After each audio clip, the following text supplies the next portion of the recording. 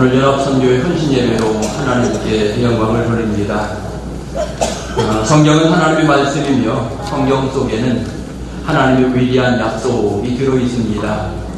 그 약속은 바로 구원 계획에 대한 약속이 되겠습니다. 그래서 성경을 구원의 책이라고 말하게 되는 것입니다.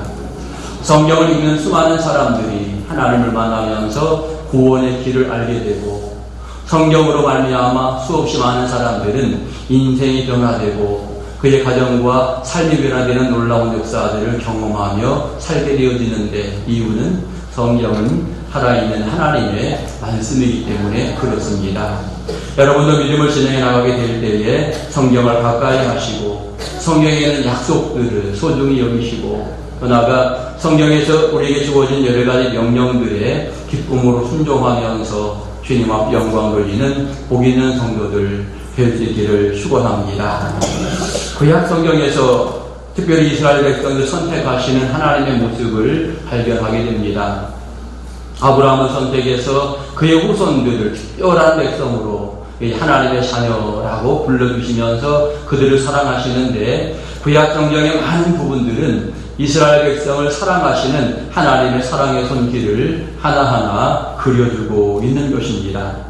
뿐만 아니라 힘들고 어려울 때 이스라엘 백성들은 메시아를 기대하면서 믿음을 지켜나가는데, 결국 성경에서는 그 메시아에 대한 약속을 빌려주고 있고, 결국 예수 그리스도를 이 땅에 보내주시면서 메시아에 대한 약속이 실현되고 있는 모습을 우리는 성경을 통해서 보게 되는 것입니다. 신약 성경에 이제 들어오면서 이제 어떤 면에 인류 구원의 사상들이 많은 사람들에게 선포가 되어집니다.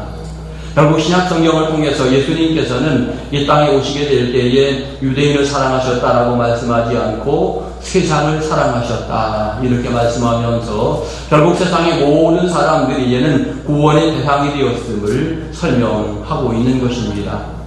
예수님 최후의 명령을 보아도 이제는 복음을 증거하며 영혼을 구원하게 될 때 유대인에게 복음 전하라고 한마디도 하지 않습니다. 이제는 온 세상 모든 사람들에게 복음을 전하라 이렇게 말씀하셨고, 그래서 너희는 온 천하에 다니며 또는 만민에게 복음을 전하라 이렇게 강조하면서 말씀을 가르치셨는데, 그럼에도 불구하고 초대교회는 거기에 대한 어떤 갈등들이 아직도 있었습니다.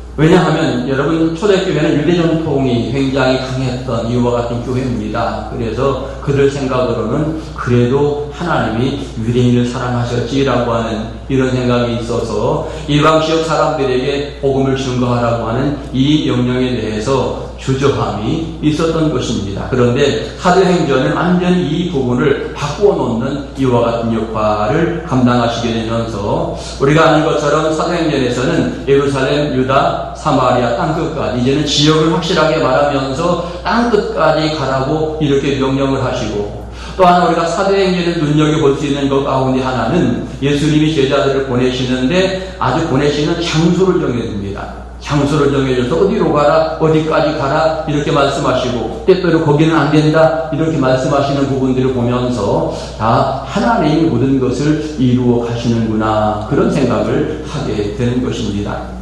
결국 이제 이스라엘 백성들이 이제 하나님의 귀한 말씀으로 이제 이방 많은 사람들에게까지 복음을 증거함에 있어서 사도행전은 아주 중대한 역할을 감당하고 있다라고 하는 사실을 여러분이 생각하시면서, 어떤 면에 유대인들이 갈등했던 그 부분, 예루살렘 교회가 갈등했던 모습들, 이방인들에게 복음 전해도 될까라고 하는 이 갈등의 문제는 사도행전에서 완벽하게 해결이 되는 모습을 보여주고 있는 것입니다.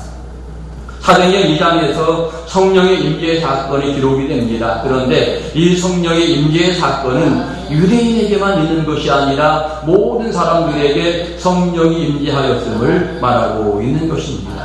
성령이 임재하였다라고 하는 것은 결국 그들이 구원받았다라고 하는 말과 연결되어지는 부분입니다. 그러기에 유대인뿐만 아니라 거기에 있는 모든 사람들이 다 이제는 구원을 받았다라고 표현하는 이와 같은 부분이 되겠고, 초대교회는 이 문제로 고민하였는데 이제는 확실하게 이제 성령의 임재 사건을 통해서 이 문제가 해결되는 모습을 보여주고 있는 것입니다.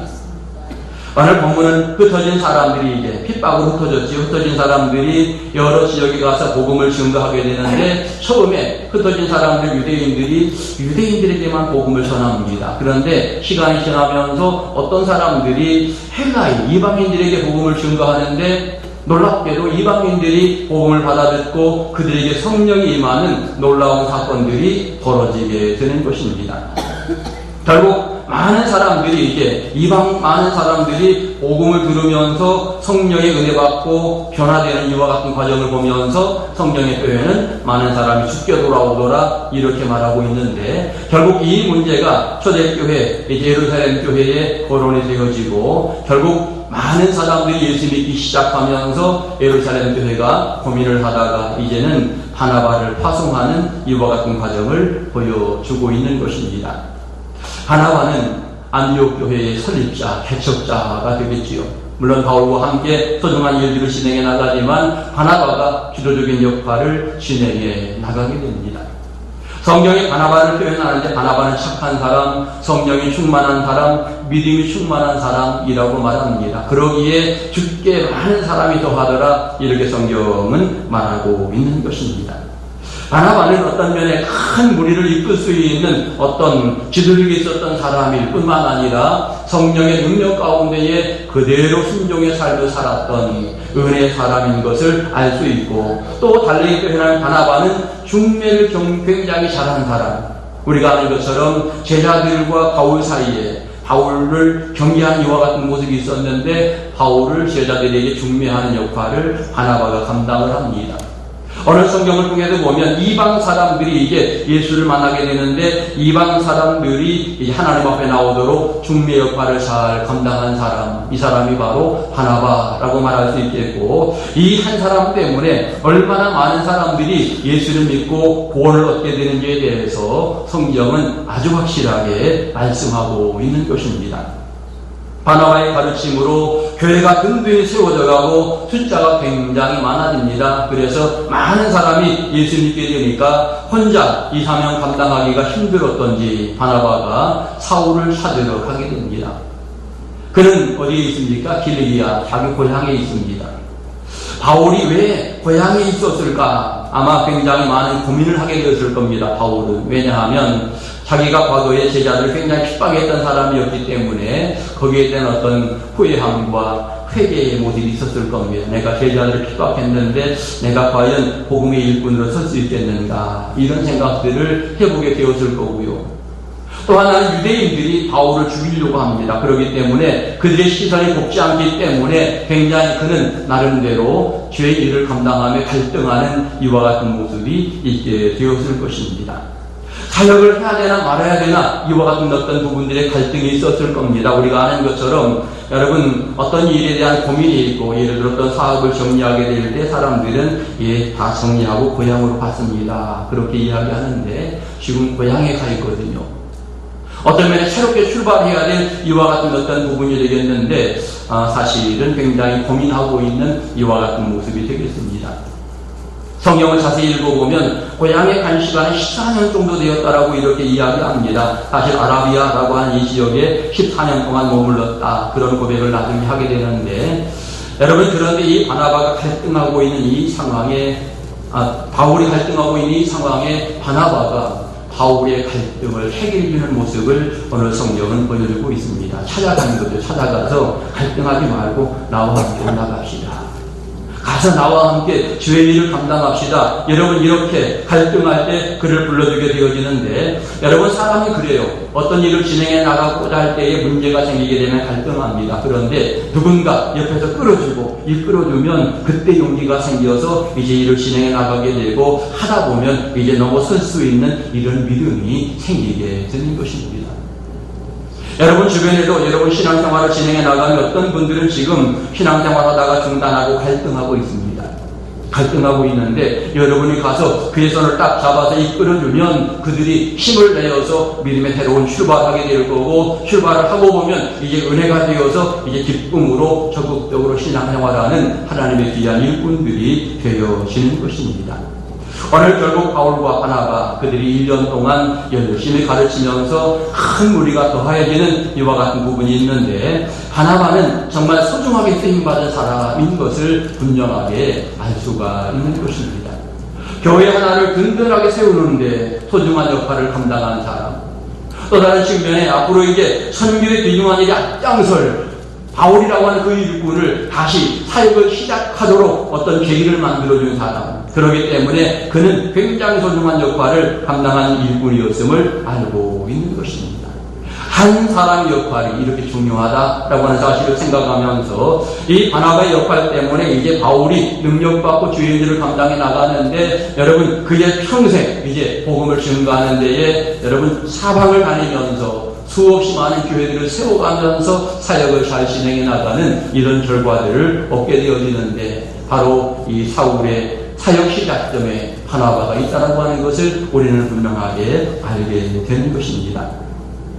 오늘 연합선교회 헌신예배를 하나님 앞에 영광을 돌립니다. 금년 한 해에도 정말 많은 분들이 선교에 동참하면서 우리는 소중한 역할로 하나님 앞에 영광을 돌리고 있습니다.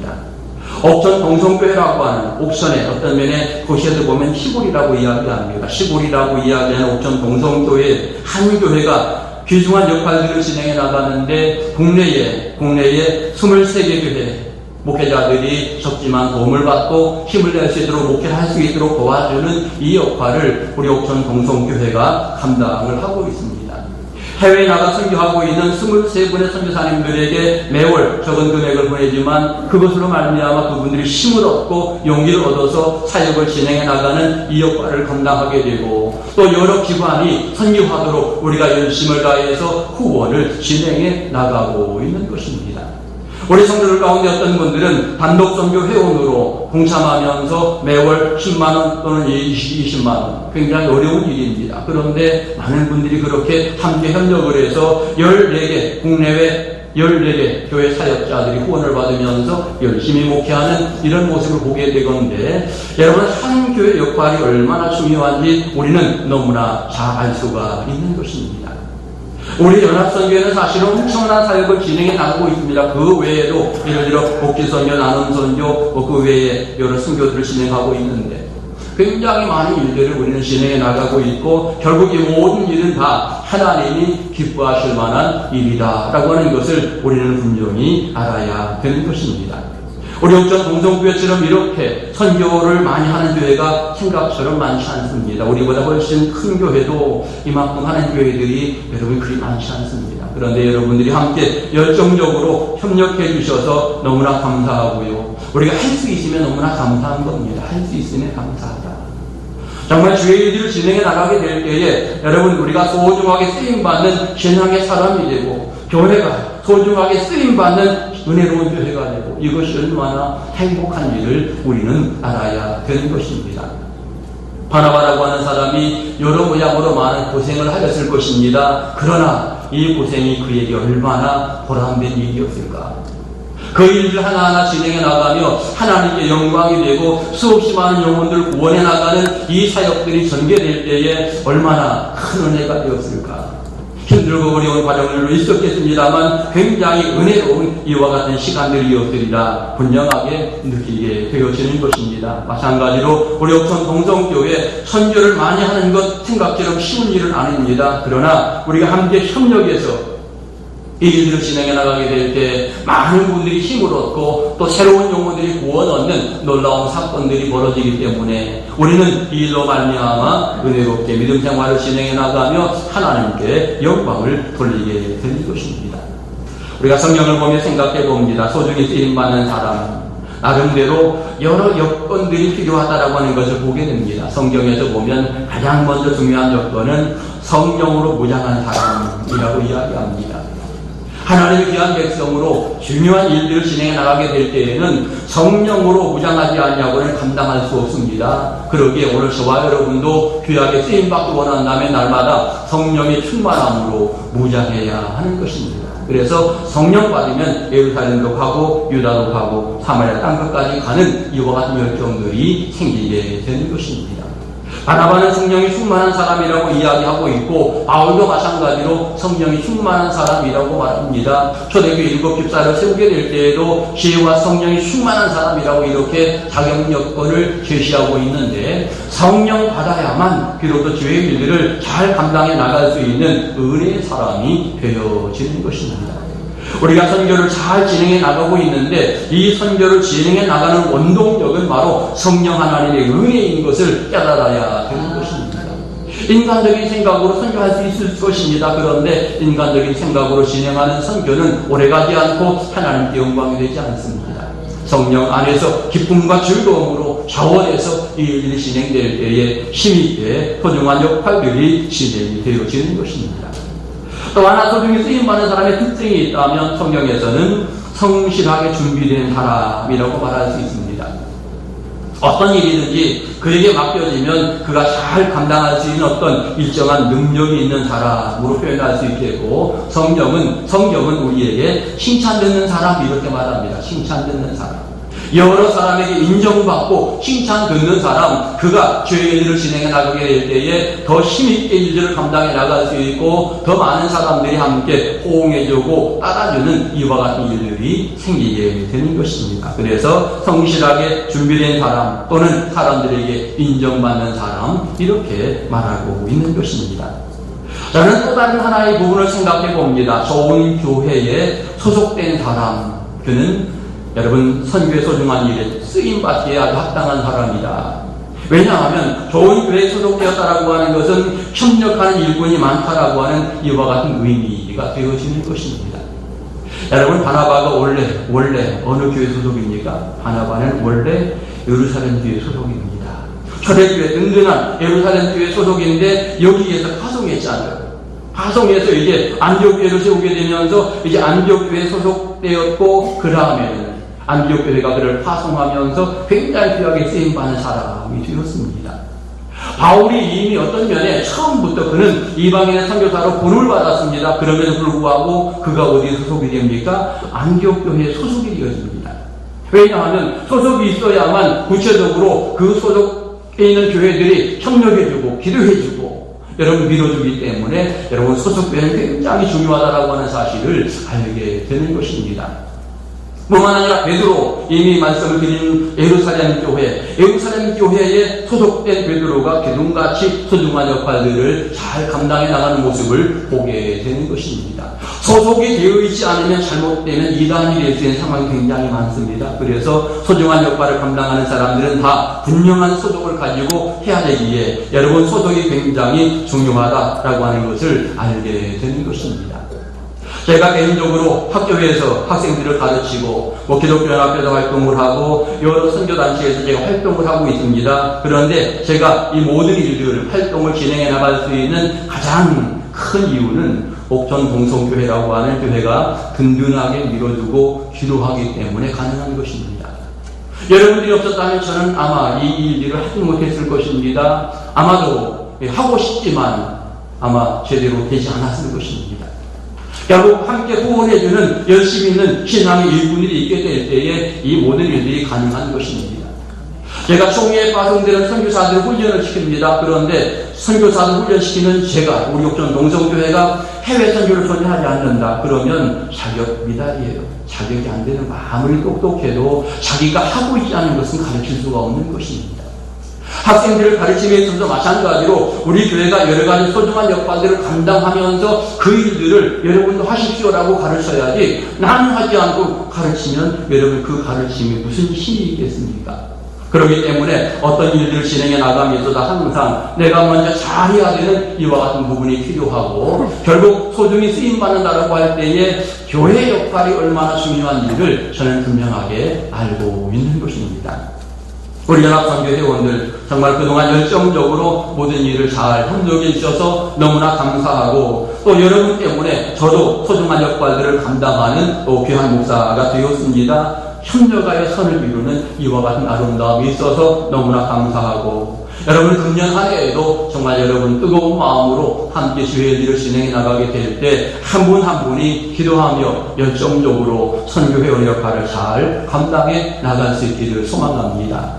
시간이 지나면 지날수록 우리 연합 선교회 어떤 면에서 열정적으로 잘 진행이 되고 또 새로운 영혼들이 하나님의 귀환전에 더 많이 늘어나면서 선교 동참한 일꾼들이 많아지는 은혜로운 교회가 되고 우리 역전 동성에 소속된 모든 사람들은 다 한 사람도 빠짐없이 다 우리는 선교한다 정말 이렇게 말할 수 있을 만큼 모든 사람들이 기쁨으로 동참하는 은혜로운 선교회가 되었으면 좋겠습니다. 결국 이 선교는 하나님의 명령이고 성경 전체의 핵심 주제이기 때문에 우리는 날마다 이 일을 감당해야 되는 것입니다.